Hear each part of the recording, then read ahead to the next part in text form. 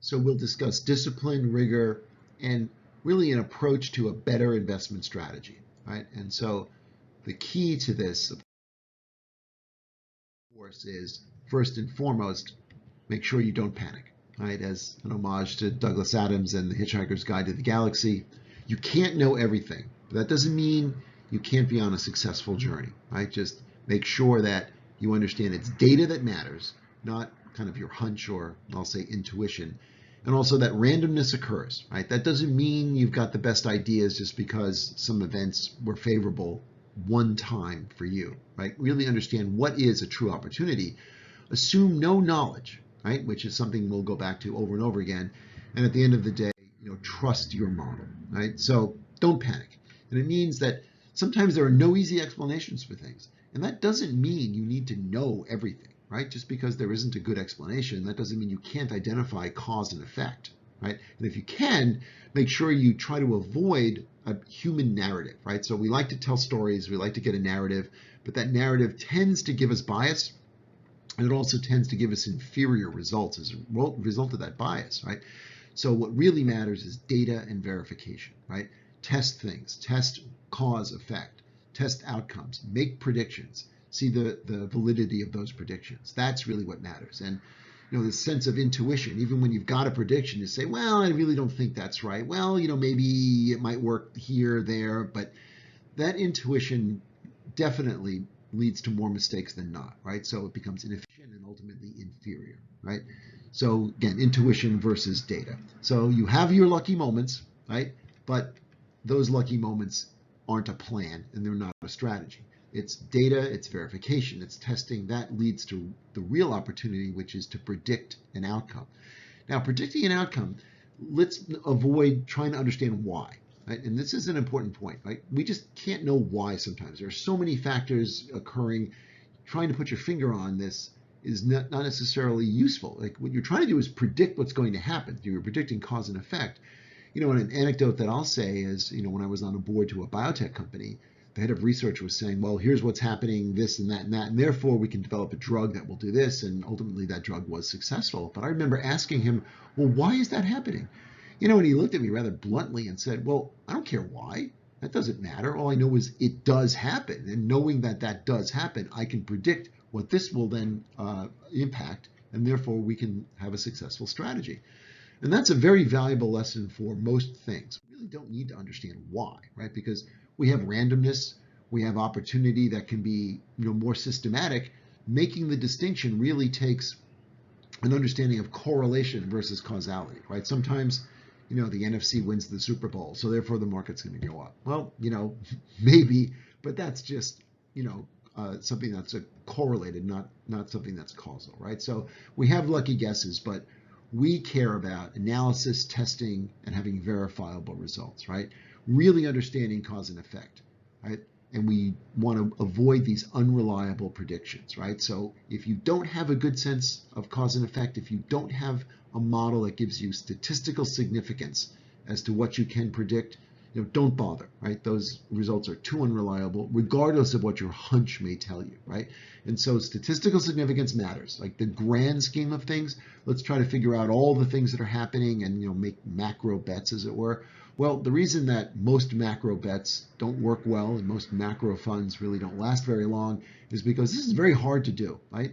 The further away from a situation you get, the less reliable the data, the less understanding and verification you can have for what's really going on, right? So first and foremost, this is a theme that we have, which is assume no knowledge. Always question everything. You don't really know, right? So look for data, get new information. That new information can lead to new thinking. Allow yourself new thinking. Just because something worked in the past or just something was predictable before, that doesn't mean those same factors are at play now, right? So it really matters to understand where you are now and approach things with a blank sheet of paper, right? So this is very difficult. Human beings, we love to think of our discretion. We meddle. We think we're smarter than the data may show us. We usually get in the way of things and we make things worse, right? It happens in all walks of life, but in investing, when we think, well, we just seem to know something that others aren't seeing. Well, that's not usually true, but the market represents, consensus thinking, right?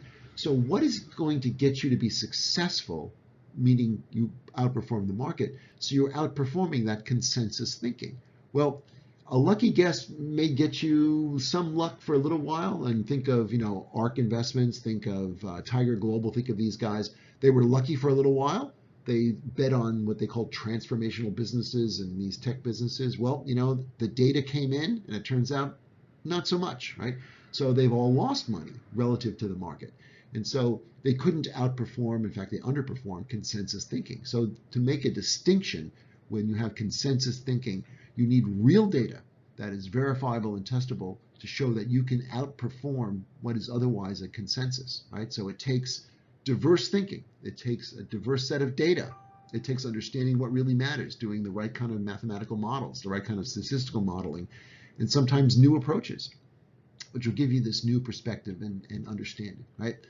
Along with that is a willingness to be wrong. You're not going to be right all the time. In fact, you're not going to be right a lot of the time. Being right a little bit more than being wrong can make all the difference. So you have to be willing to be wrong, because that will make the models that work well work extremely well. So trust the model.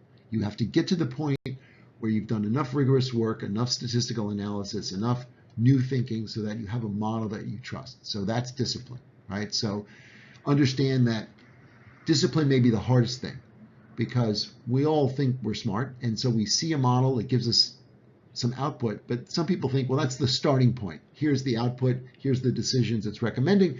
Well, let me think about that, right? Well, that almost always leads to a worse decision, right? So you either trust the model or you don't. Either use your intuition and hope for the best, or be a little bit more rigorous. We're advocating, be rigorous, be thoughtful, trust the model, get the model that works. And when we talk about the quality of research matters, the quality of the team matters, the people you work with, the collegial environment, all of that leads to better decisions. And a great analogy is, the seeds for success. Well, a great harvest is really gotten not at harvest time, right? It's gotten when you plant the seeds. So you plant the right seeds in the right environment, and you care for them and you pay attention to them. But that's what gives you the best harvest, right? So before you reap anything, you need to have the right seeds. And it's the model, it's the rigor, it's the discipline, it's the thinking, it's the collegial work. All of that go into what I'm calling are the right seeds, right? And there's a great quote from James Simons where this is kind of summing up what we're really getting at. You need to develop an edge, and rigor, discipline, testing, that kind of thoroughness will give you an edge. And he's got a great line where he says, well, we may be right 50.75% of the time, but 50.7% of the time, we're right 100% of the time, right? So that can lead to spectacular results, as we've seen, right? So don't panic. You won't know everything. You won't understand why. Rely on data. Don't rely on intuition. Randomness happens, but try to understand and identify the real underlying opportunity, which is replicable, which can be understood and then implemented and then predicted again, right? That's what we really care about. Assume no knowledge. Come at things with a blank sheet of paper, right? Think of new ways to think about things, right? Receive all input. Determine what matters, and then what makes a difference, right? Not what's influential, but what really makes a difference. And when you put all that together, trust your model, and it's your model that will give you the effect